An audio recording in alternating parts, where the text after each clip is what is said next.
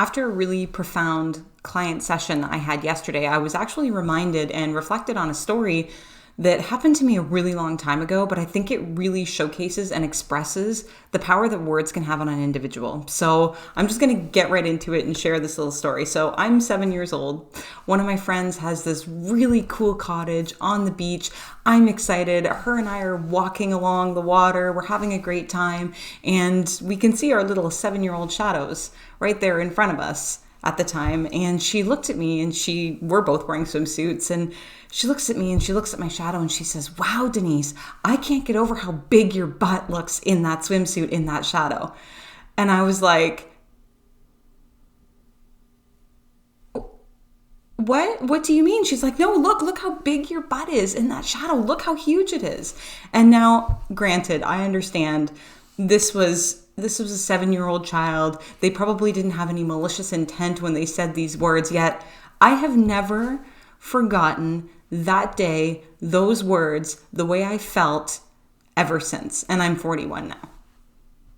Let that sink in. So when I was 7 years old, I was literally scarred for life, essentially, and had to do years of work and years and years and years of time spent learning to love my body again, because at a very young age, I was shamed.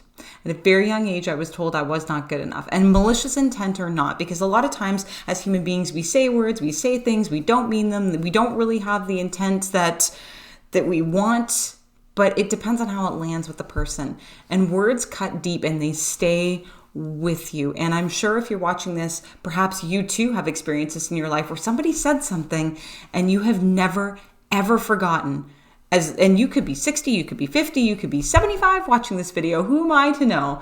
And you could probably think of an experience where you're like, yeah, this person said that to me and it's never left me. And I've had moments like that throughout my career too, where people have said things to me and it's never gone away. It sticks. And that's why it's so important to be mindful about the words you speak, even in anger, especially in anger, because it's easy when you're in the throes of the moment, when you're feeling heated, all logic and all of those things go out the window and you start spewing words, and then after the fact you're like, whoa, I didn't mean any of that, and you go back and apologize. And of course the apology means something. If you truly came from a genuine place and your apology meant something,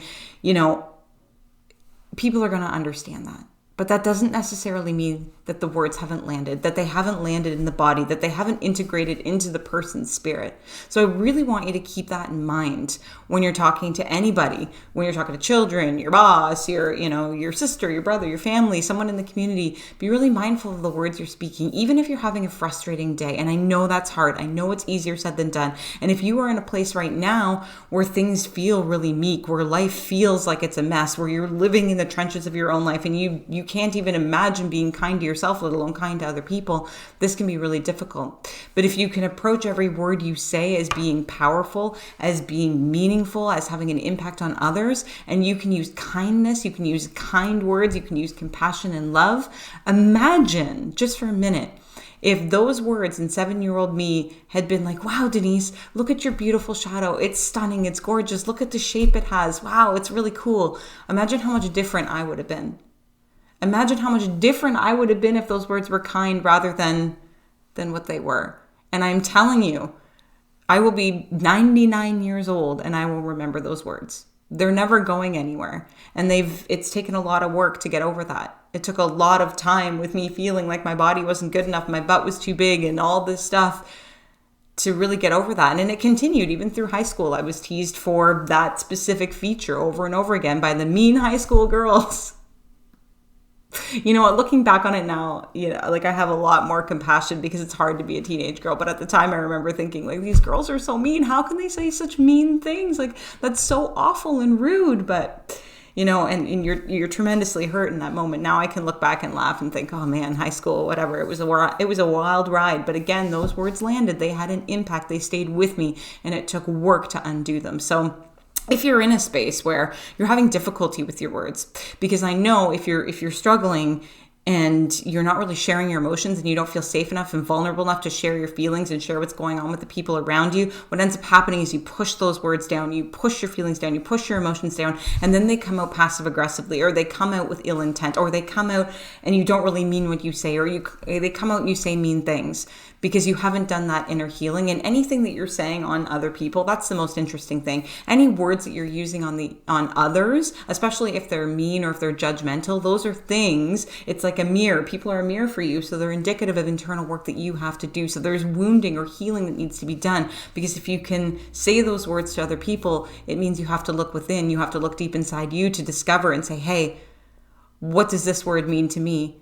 What internal healing do I need to do to be able to process that out, so I don't even need to use those words anymore? But words are powerful. Your words are powerful. They hold weight, they hold meaning, and they can have an impact on somebody's life. So speak gently, speak kindly, speak with compassion, both to yourself and to other people. And with that, I hope you are happy, healthy, and abundant. And of course, make it a great day, make it a great day, make it a great day. I'm wearing look, I got a little love dance, and I'm wearing a little love top. This is all very appropriate. I am sending love. Make it a great one. Let's get to it.